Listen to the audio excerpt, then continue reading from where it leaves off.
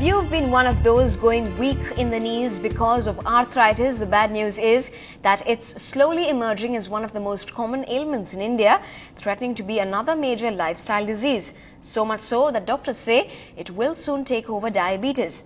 Zoya Thomas reveals that this ailment is no longer associated with old age. Have you been ignoring that constant joint pain as a temporary problem that will pass away with time? If so, it's time for reality check. Arthritis, a disease that used to be synonymous with old age, is now increasingly affecting many in their 20s and early 30s. Take for instance this young girl from West Bengal. At 21, she is already suffering from arthritis.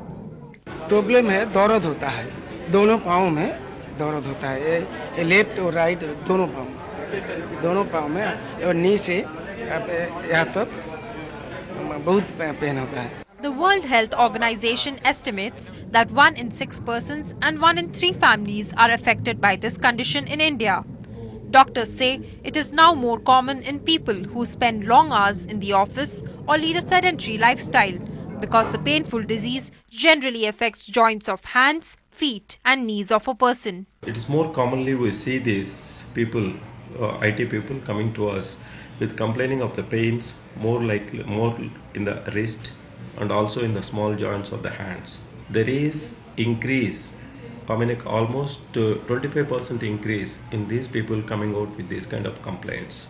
An active lifestyle with regular exercising and an early diagnosis of the disease can make a huge difference in pain management and cure for arthritis. In Chennai, Zoya Thomas for NDTV Hindu. Well, it seems that there's not much ado about nothing, with the Metro Water Department saying that time is less on their hands to act now when it comes to wiping out manual scavenging.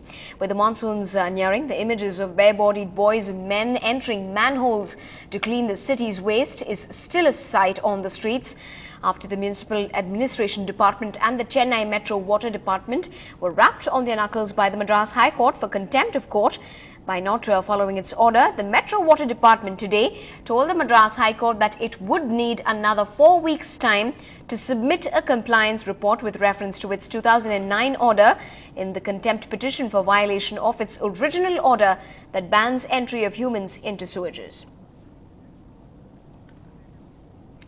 But ironically, on the other side, Chennai is well on the way to becoming a leading global city, being benchmarked against the world's best. The city is on the fast track of growth, aspiring to be alongside the likes of New York, Hong Kong and Kuala Lumpur. Here is Vision Chennai 2020. Spanking new airport, ramped up port facilities, ambitious metro project, bio-reserves and infotainment opportunities galore. Get set for Chennai Vision 2020. As Chennai races ahead at breakneck speed, the city is readying itself for a growth curve likely to propel it into the big league. Chennai is gearing up big-ticket investment in industries and infrastructure. Our past record of success and growth, I think that is well attested, it has been well captured. The second is the environment which is provided. A major part of it is what the government is willing to put on the table and make it a conducive environment where people say we want to do business in Chennai and not anywhere else. Even Forbes shares his sense of optimism. A recent list released by Forbes identified Chennai as a city of the future slated to grow. The indicators are positive, with the CII in collaboration with the government classifying investment into 6 different categories, namely piped natural gas, tourism, infotainment, developments in ports and airport, Chennai Metro Rail, desalination project. Here, infrastructure plays a key role, and even the government accepted that this area needed intensive support and attention. While growth is a welcome one, it also creates its own problems. I am aware of the infrastructural bottlenecks facing Chennai. I assure you that the government will spare no efforts in providing international standard infrastructure facilities to Chennai.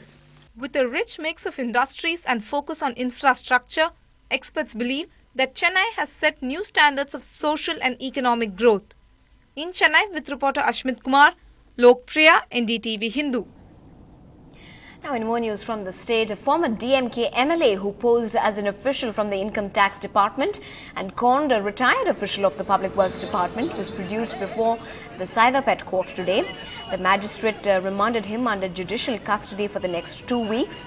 Yesterday, he was nabbed by auto drivers in West Mambalam area when he tried to escape with the loot, that's around of 25 sovereigns of gold and 20,000 rupees in cash. Police sources say that there are several other cases pending against the former MLA and that they are being currently unearthed. On to some national news now. The fate of the Yediyurappa government is to be decided tomorrow, with the Karnataka High Court to resume its hearing on 11 disqualified rebel BJP MLAs. But whatever be the outcome, the BJP government is on a slightly stronger ground after a Congress MLA quit yesterday. It brings the opposition numbers down to 99 in a scenario where every seat counts.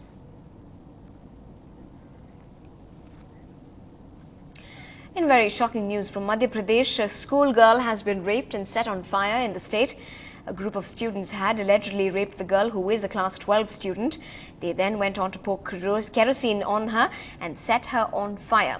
Those responsible are missing, but it's still unclear as to how many were involved. Significantly, the girl had lodged her complaint with the local police against these accused students for teasing her, but the matter was not taken seriously by the police in the region. Moving on to news from Andhra Pradesh, 2 students were killed today and 2 others injured when a rifle went off accidentally during a weapon demonstration by the police force. 2 of the injured students have been admitted to a government hospital in the district and the condition of one is said to be critical. Now, over the years, people say Lalu Yadav has fallen in the eyes of many as a political leader. Well, that seemed to happen quite literally today when the stage on which the RJD leader was standing had collapsed. Lalu Yadav had managed to avoid a big fall. It all happened at a joint rally of Lalu Yadav and his wife Rabri Devi in Bihar's Hajipur district.